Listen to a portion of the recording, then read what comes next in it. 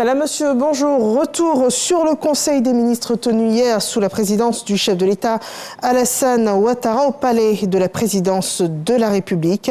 Au nombre des mesures annoncées, la prise en compte de 70 000 nouveaux ménages en situation de vulnérabilité pour le programme des filets sociaux pour cette année 2025. Autre point retenu, la création d'une école nationale de formation des personnels pénitentiaires à Dimbokro, l'extension de la centrale solaire de Bangué-Bougou pour répondre aux besoins en électricité dans le département de Korogo et aussi la création d'une réserve naturelle de 49 hectares dans l'Agnébi-Tiassa, une réserve qui sera appelée Eden Agnébi-Tiassa. Le point de toutes ces mesures vous sera rendu au cours donc de nos prochains journaux, notamment le journal de 13h.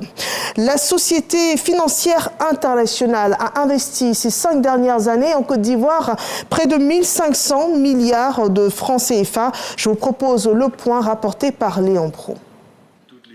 Il quitte l'institution du groupe de la Banque mondiale à la fin de ce mois de mars. Le vice-président de la Société financière internationale en charge de l'Afrique, chez la ministre de l'économie, du plan et du développement. Une séance de travail à l'allure de bilan des 5 dernières années d'investissement de la SFI en Côte d'Ivoire, l'équivalent de 1500 milliards de francs CFA. Au cours des 5 dernières années, nous avons déployé plus de 2,5 milliards de dollars américains ici en Côte d'Ivoire, dans des secteurs très diversifiés, l'énergie, l'agriculture, le financement des petites et moyennes entreprises, la santé, et nous avons pu déployer des montants considérables pour soutenir justement les petites et moyennes entreprises, notamment celles détenues par des femmes. L'institution a fait de la Côte d'Ivoire, on va dire, une plateforme d'essai pour des projets qui sont tous réussis. Je crois que la Côte d'Ivoire est reconnaissante pour ce poids qu'il est en train de donner progressivement à notre secteur privé, puisque c'est une institution qui finance le secteur privé. Comme l'entrepreneuriat féminin, les autres secteurs d'investissement comme les mines ou l'énergie sont alignés à la stratégie nationale de développement. Au gouvernement, le vice-président pour l'Afrique de la SFI, qui achève sa dernière mission en Côte d'Ivoire, se dit donc reconnaissant. Nous poursuivons avec l'assainissement public qui passe aussi par le démantèlement des panneaux à Abidjan, une opération donc de démantèlement de plusieurs panneaux publicitaires illégaux implantés dans le district d'Abidjan et relancée par la Direction générale de la communication des médias. Cette opération qui a été initiée précédemment en 2022 par le ministère de la Communication en collaboration avec le ministère de la Sécurité, de l'Équipement et de l'Entretien routier ainsi que le ministère des Transports vise à garantir le respect de la réglementation en vigueur, à préserver la sécurité des usagers de la route et à embellir le paysage urbain du district d'Abidjan. Passons à présent à un point sur la situation sécuritaire en RDC qui sera bien évidemment au cœur d'un sommet extraordinaire virtuel aujourd'hui.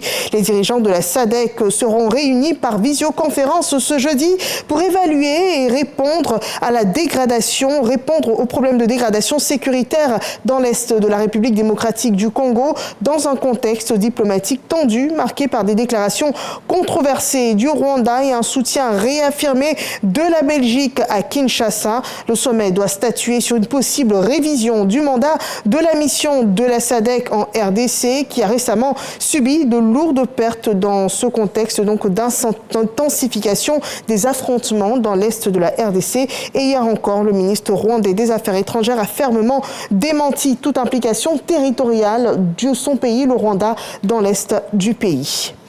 L'autre actualité, c'est Vladimir Poutine qui s'est rendu pour la première fois dans la région de Koursk en uniforme militaire pour une réunion d'état-major au cours de laquelle il a demandé à son armée de libérer complètement la zone frontalière de l'Ukraine.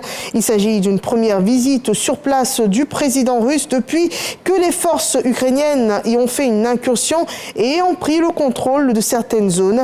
Et dans le cadre de l'accord de cessez-le-feu de 30 jours, des négociateurs américains serait en train de se rendre ce jeudi à Moscou. Sur le terrain, la Russie revendique encore la reprise de la ville de Souja, principale conquête ukrainienne. Et le dernier point de ce flash, c'est l'ONU qui entame un processus d'examen interne. L'initiative est appelée ONU 80, gigantesque audit des mandats et des structures de l'Organisation des Nations Unies. Le but est de proposer aux États membres des pistes d'efforts supplémentaires possibles dans l'organisation, selon le secrétaire général Antonio Guterres, qui pourrait bien engager à l'issue de cet audit une vague de réformes. Cet audit est afin que l'organisation puisse remplir efficacement ses objectifs et soit redevable à ses contributeurs, donc aux contribuables du monde entier qui la financent. Voilà, c'est la fin de ce flash d'information. Merci de nous avoir suivis. Je vous retrouve à 13h pour la synthèse de l'actualité de cette mi-journée. À tout à l'heure.